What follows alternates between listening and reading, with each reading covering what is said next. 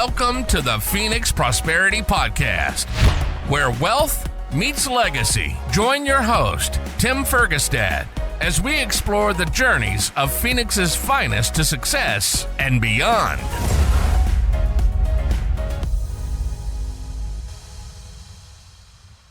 Hello, this is Tim Fergestad. Thank you for joining us. I'm very pleased to have Alex Moses with me here today. Alex is a former Zen monk and entrepreneur with 35 years of experience building businesses. Today, he's focused on Tailspath, a platform that helps people care for their pets before problems get more serious. Welcome to the show, Alex. Thank you for having me. That is a very interesting background and intro. Can we touch on a little bit of that? Can you talk a little bit about how you became a Zen monk and for how long, and then how you transitioned into business? So how I became a Zen monk is business frustration and health frustrations.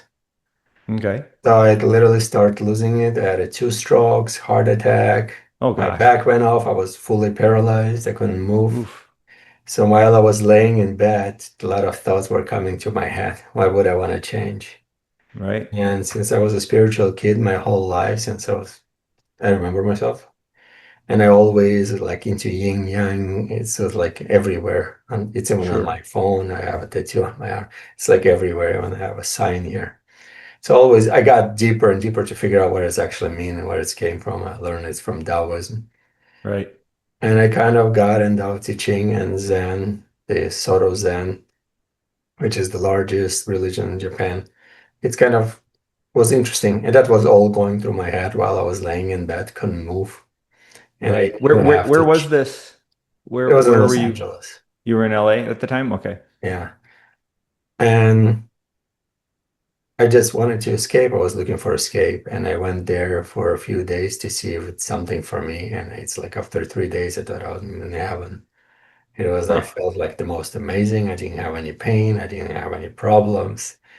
I just was doing what they told me to do. And it felt like amazing. Okay. Excellent. Excellent. And I imagine that had a huge impact on you. It's calmed me down a lot. I used to be hyperactive. Okay. Okay. So how long were you there practicing? About 6 months. Okay. Okay. Have you been back since? Um, no, I'm still practicing to some degree, but I'm doing from home. So the level Right. of awareness and meditation is pretty much almost part of my life daily. Okay. Okay. Um, and you're originally from the Ukraine, is that right? Yeah, I was born in Odessa. Odessa, it's south of Ukraine on the Black Sea. Okay. So I was born there at 17. I kind of escaped from war. There was always in a war. So I was in the war and I refuged from the war. I didn't feel like killing people. I didn't feel like being killed as well, or my family. So I went to Austria. From Austria, I lived in Austria for a little bit. Then I lived in Italy. Then I found a way to immigrate to US. So I came here. 5 years later, I became a citizen. That's about it. Now we're talking. Okay. Okay. Excellent. Well, that's awesome. Thank you for sharing that. Um, okay. Now you've had a variety of experience in the financial industry and businesses. How did you get into Tailspath? Because I have 2 dogs that I absolutely love and adore, and they're my kids. And one of them had a disease that I didn't know for 5 years. It's called Addison disease. I don't know. Most people don't know what it is. No.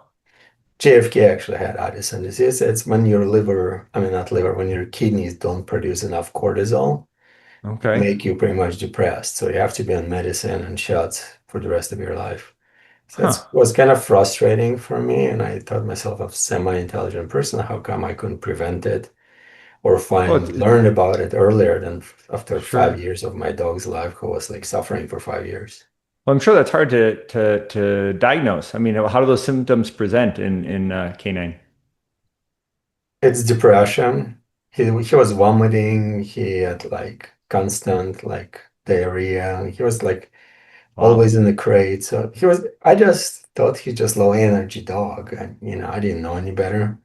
Okay. And I Did he thought have maybe he had some chemical stomach imbalance? problems since he was born and the vets wouldn't tell me anything. And then he had the crisis for the 3rd time. He almost died. Yikes. And vet decided to test him, and they found out he is. So you're right, it's hard to kind of diagnose, but at the same time, if I would put it in AI, I would have known within seconds. Really? Yeah, it Okay. would have told me anything that it could have been. What should I do? Go test for? And Okay. I would have had the answer probably within a couple of days instead of 5 years. Right. Okay. That's interesting because I haven't heard much. I'm sure it's happening. I just haven't heard much about AI being used for veterinary care. And are there sites available for people to kind of like WebMD for their with AI for their pets? And is that part of what Tailspath is? That's exactly what Tailspath is. Because unfortunately, it's not. Not only it doesn't have, but there's no real support out there. So, for example, you have a German Shepherd and he has leg problems. If you want to connect to somebody who has a leg problem, German Shepherd, the same age, it's impossible to find on this planet. So I want to create a platform. They're going to have a community and AI answer suggestions, what it can be. So you can take a pictures. And if you have to see the vet, it will recommend you to go and see a vet. If it's Right. nothing dangerous, it will probably recommend you to see the vet regardless because it's just an eye.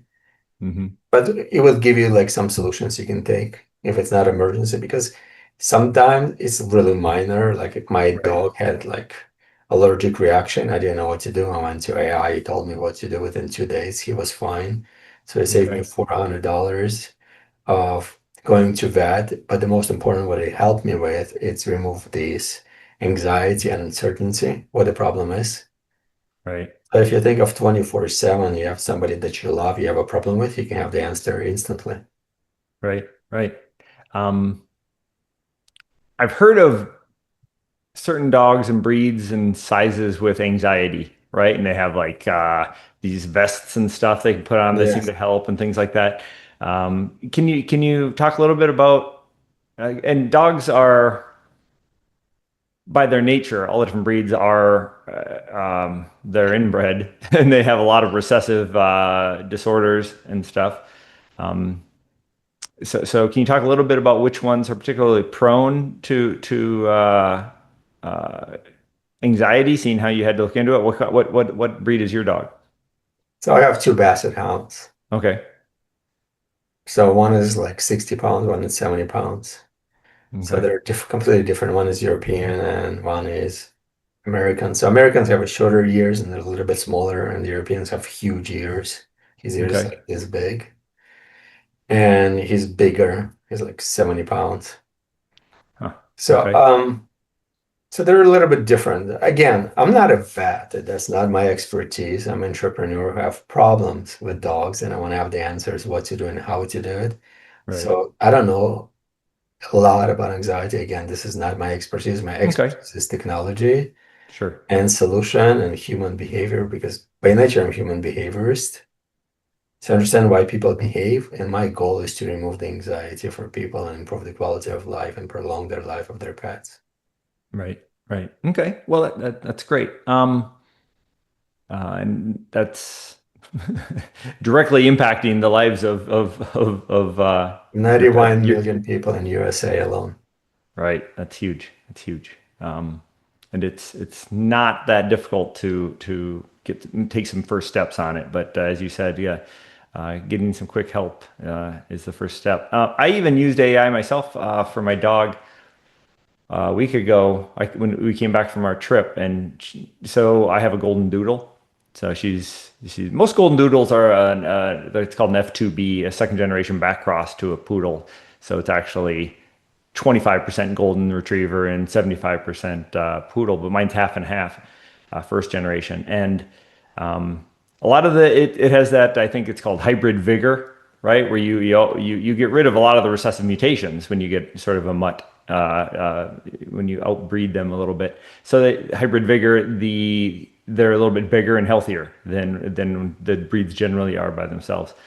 So you get rid of a lot of the recessive mutations, but there's different types of hair.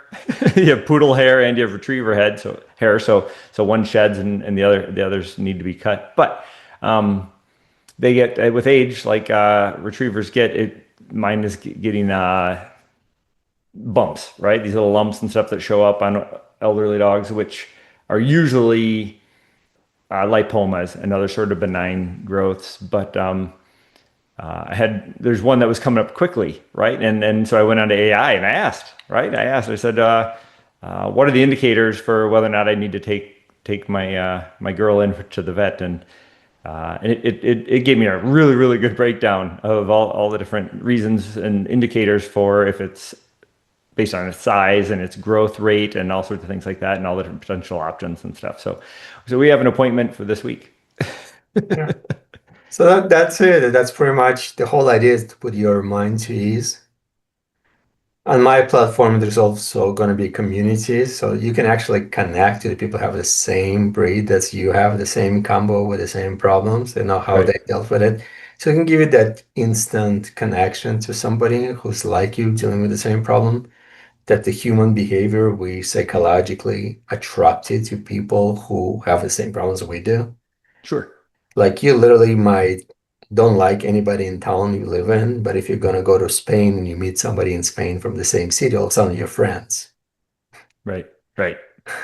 And Yep. that's funny how people have to find something in common to connect. Yep. Yep. And that's how people follow the same teams and sports and so forth. So here you have that psychological comfort of a Right. connection to somebody who's with it, who can tell you you'll be okay. And that's Right. what we're seeking our whole life. So somebody And can someone, yeah, someone in your tribe that you can trust and Somebody, yeah, so you can trust because they have the same problems, the yeah. same dogs. They can tell you you'll be okay, you'll feel okay. Okay. Okay. So when And did you start that's Tails? the important part. Go ahead. Right. Right. When did you start Tailspath?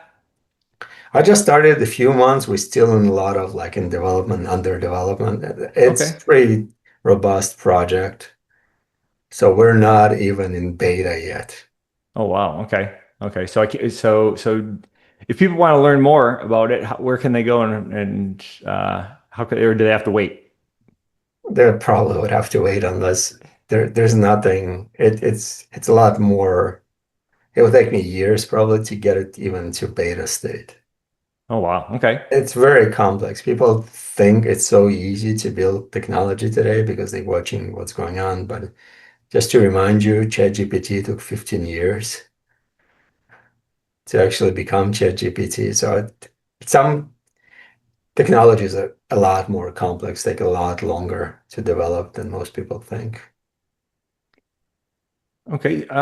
Thank you, Alex, for sharing Tails path. Can you on a little pivot here? Can you talk a little bit about some of the bigger challenges you've had in your career? The biggest challenges pretty much was the health problems. I didn't realize that I was killing myself, being like in business my whole life since I was 14 years old. Okay. And this kind of a Taoism kind of saved me Okay. from What that. were those symptoms and how was business attributing to your issues? So when I was 23 years old, actually, I lived in Indianapolis, talking about Midwest, and I went to sales. I was recruited. I was actually selling door-to-door Kirby's, and I was Hmm. by the guy I came to sell the Kirby to. He was in insurance business, and he goes, "You're so good, you can make a ton of money. Why are you selling vacuum cleaners? But you can sell insurance." So And so he sold the salesman. Nice. yeah, he sold the salesman, exactly. He sold me, he recruited me pretty much. Right. I worked for him. And he trained me how to do it because he told me what to do exactly. And I was very teachable. I didn't know any better. I was an immigrant and I was willing to learn. And within 3 years, I became number one salesperson and became an Excellent. executive in the company. So at 20 age of 26, I became number one agent out of 3,000 plus agents. Wow. Okay. But it And was damaging you somehow? it did. So and then I became an executive, but I was working like 24/7 pretty much. Okay. And Okay. amount of stress in the financial industry because I was a commodity broker. I mean, I evolved to different levels. Right. And amount of stress under it's just undescribable. At the age of 26, I got my first stroke. Oof. Yikes. And I realized this is like not something I want to continue. Sure. Sure. That yeah, it's killing you. Absolutely. Was that a combination of probably lack of sleep and other things as well with speaking of cortisol levels in your dog, right? I mean, stress and all of that. I think I didn't know how to control stress. Okay. I Was it what it's was it food and lifestyle and lack of sleep and all that or lack of exercise or was It's it lack just of the everything. You stress? just work, Okay. work, work, work, and it like you're under stress 24/7. If even if you go to sleep, your Yeah. dreams is about the business, what's going on. Right. Yeah. You there's like you're responsible for a lot of money, other people money. The Hmm. market is very volatile. There's nothing you can predict, so there's no way to predict commodity market, for example. You don't know what's Okay. going to happen because if you can predict commodity market, you'll be the richest man within a day in the world. Nobody can predict it. It's all speculation, no Right. different than Las Vegas. So you're under a lot of stress, a lot of work, a lot of leveraging, and no breaks of any kind, no vacations, no days off. And it's just my body gave up. Right. Okay. Okay. And so you were in the hospital and you were immobile, you said. It was just crippling. No, that was a lot later, the crippling part. So no, I was recovered pretty quick because I was only 26 years old. Okay. And then I moved to Los Angeles and I was looking for a job, but it wasn't possible for me to replace the income level that I was in at 26 and for who gonna hire for executive role, somebody 26-year-old kid who speaks with an accent. Okay. So that was pretty much mission impossible. So it kind of frustrated me and I decided to start my own business. That was Okay. my first business that got fast. It's just right timing. I was at the right place, figure out the right thing, doing the right in the right industry that was like booming. The internet industry at that time. You start the company, people will come in and buy you a week later. It was like Okay. crazy booming. The late 90s was ridiculous. Okay. Okay. So it sounds like you overcame that financial challenge, that first hurdle pretty well. Yeah. I sold the company for $225 million in 18 months. Nice. Wow. That's great. 18 months after being in the business, but there's a downside to it. It happened later, but it doesn't make a difference. It sounded good, but it was not as good as it was Okay. in the real world. Okay. But it put me on a different path, and I figured out I don't want to be in business anymore. So that was actually my first and last big business I ever had. Okay. I've had some successes helping other people building businesses, and I advise to like richest people in the world and so forth. It was not because I'm smart or achieved anything. It was just, I don't know, I probably autistic. I probably was autistic kid and nobody ever cared about me as a kid. So I kind of grew up on the streets and I knew there's something wrong with me my whole life. And my brain works a little bit different than anybody I've ever met. Okay. So I see things differently than other people. So things that are obvious to me, other people like don't see it and don't understand that it's like Right. 3D visions, like you're looking at the pictures, the 3D, nobody can see it. You have to focus it to see it. But I Right. see it clearly without looking at anything else. I don't have to be told even how to do it. So Right. we all have different level of chemistry in our brain. It operates Hmm. differently. Yep. There's no two people are alike. People think they're all similar. We're not. Everybody's different because we have different conditioning, different damages to our brain we have done, which has Hmm. actually changed the way my brain worked as well because I had a lot of damages to my brain. I was in boxing, I was in martial arts, like in judo, so I've been thrown on my head a lot. I used to have Okay. like headaches all the time. It's just switched something somewhere. And my Okay. life experience has kind of turned the way I see things is different than anybody else does. Right. It's great. Some people like it, some people hate it. Well, it can be a strength and a weakness, right? You have a different set of tools you can bring to a problem, which can be great sometimes. Yeah. And that's again, some people, it's so what most people don't realize when I work with the richest people in the world, they're not smart. Most people think that the rich people are smart. That's not the case. I've met a lot of rich people, none of them smart. They just know how to use smart people. Right. Right. For example, well, there's a number of examples.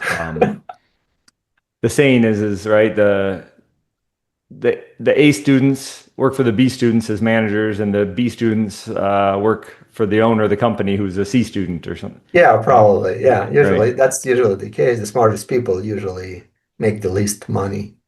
Right. One of the most successful People real who are estate like guys. failed at school usually like own the world. Right. Like Right. One of like the Mark one of Zuckerberg, good example of yes, that. yes, yes. Or Richard Branson, for example, Richard was Branson. Yeah, that this is the not case. yeah, bad student, but delegates to smart people really well. That's yeah, it's listening to smart people and leveraging. I think these Right. people have amazing at leverage. So all the rich people that I met, they had two skills. They knew how to connect to people and knew how to leverage them. Right. Right. One of the top guys in my field here in multifamily real estate in Phoenix, Arizona, is Ken McElroy, and one of his Lamborghinis, one of the license plates, he has C student. Is Yeah. that? Yeah. No, yeah, the top people are usually, yeah, they're level them. None of them, very few of them actually finish colleges or get any education. I know the guy that kind of got me to meet all these people by pure accident. I believe everything is accidents in life. I don't. I would say though that there's different types of intelligence, right? Some people they may not be scholastically bright and perform well in school, but they have a very good emotional intelligence or physical intelligence, like an I athlete want to or sell a Elon Musk as emotional intelligence or Trump. I right, don't know. It's we want to think that way, but it's not the case. Once you operate with these people, you'll see these people are no, they're not. They don't have that good of emotional intelligence. They know how to leverage people. Look at the Trump. It's all about leverage. That's a great example, by the way. Trump leveraged Elon Musk to get where he wanted to get. right, But right. none of them are intelligent on emotional level. Elon Musk is genius as an engineer. I think he's probably the smartest person who ever lived on engineering like arena, but nothing else. Emotional intelligence, you're looking at Trump and Elon Musk like two kids fighting. Right, right.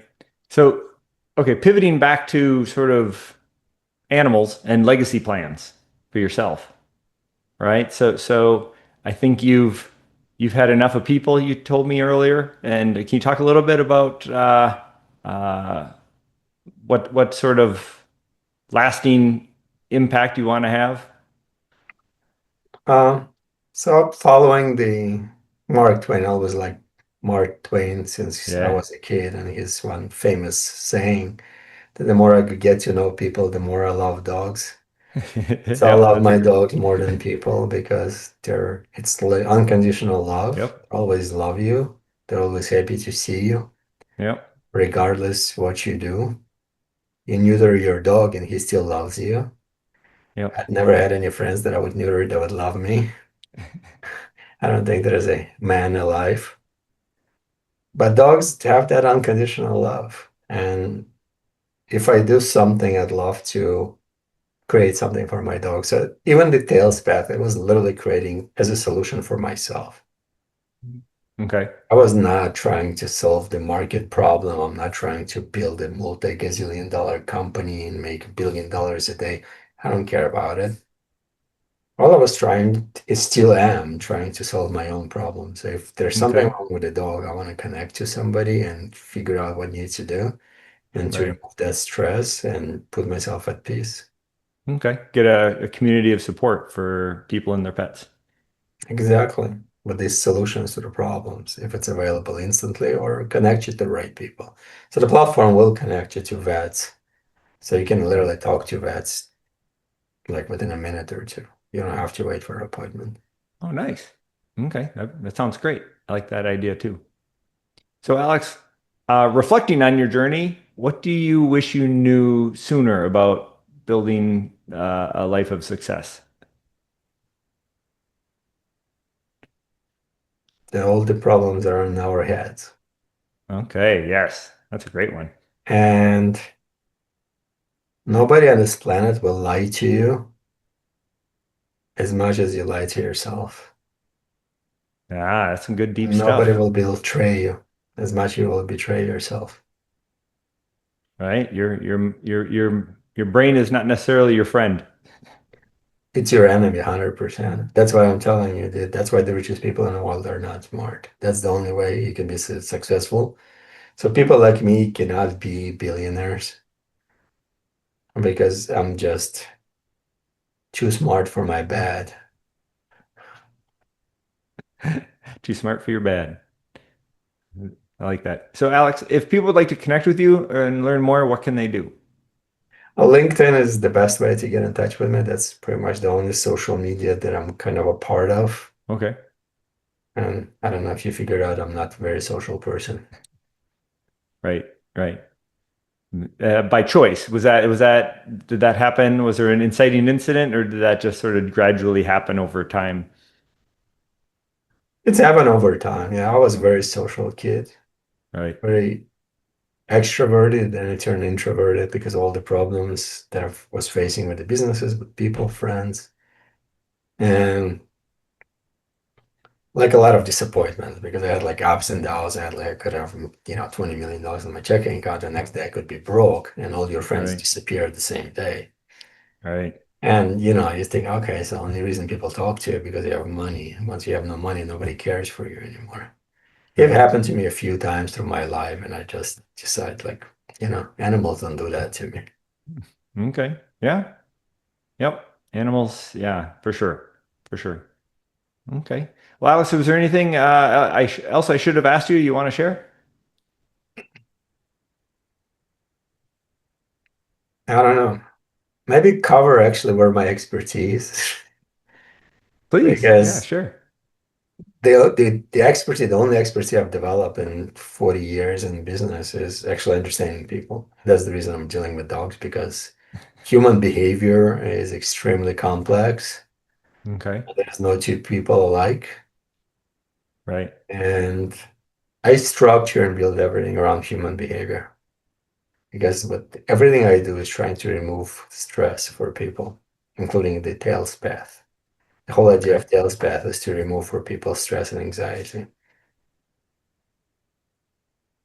I think that was, I watched in Maharaja University, Jim Carrey gave a really good commencement speech years ago where as a comedian, he sort of became the focus of his life was he called it the church of the freedom of concern.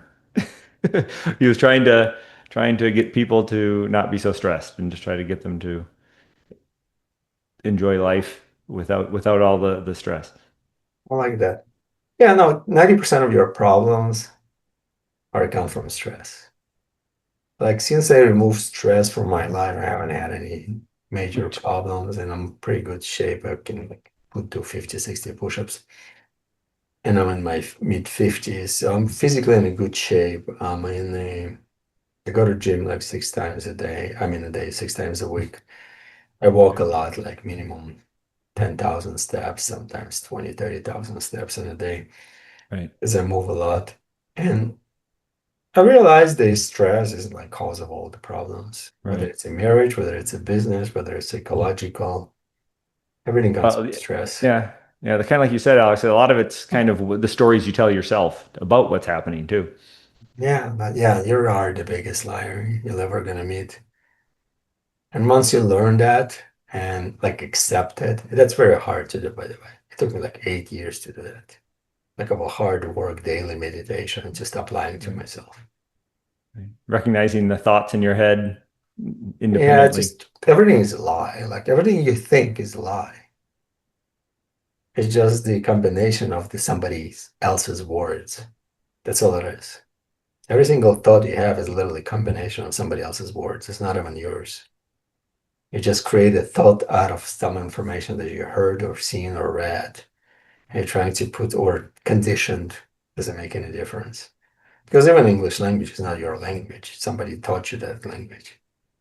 Right, So it becomes once you understand there's even languages don't have real value on how you live and what you do, it becomes like very different perspective on how you look at things. I think they What have you value. value in the sense that it allows you to think about different components of life. Just like math, it has value. I mean, because it allows you to communicate with somebody else about the same topics, right? Yeah, your life changes. So the way I don't know if it's Wayne Dyer's words, but he used it a lot. The way you look at things, if you change the way you look at things, the things change. Sure, for sure. And it's just words. It takes years to actually see it. It's extremely hard for somebody to change. Right. And a lot of people, like 100%, would argue that it's impossible for a person to change. Because it's a lot of work for somebody to change. And once you change, your whole world around you changes. Right. The energy, the way the people look at you, the way people talk to you, the way you stress about things. Like if I talk to somebody like didn't show up for a call, okay, I move on. I work on something else. I don't sit and wait for anything anymore.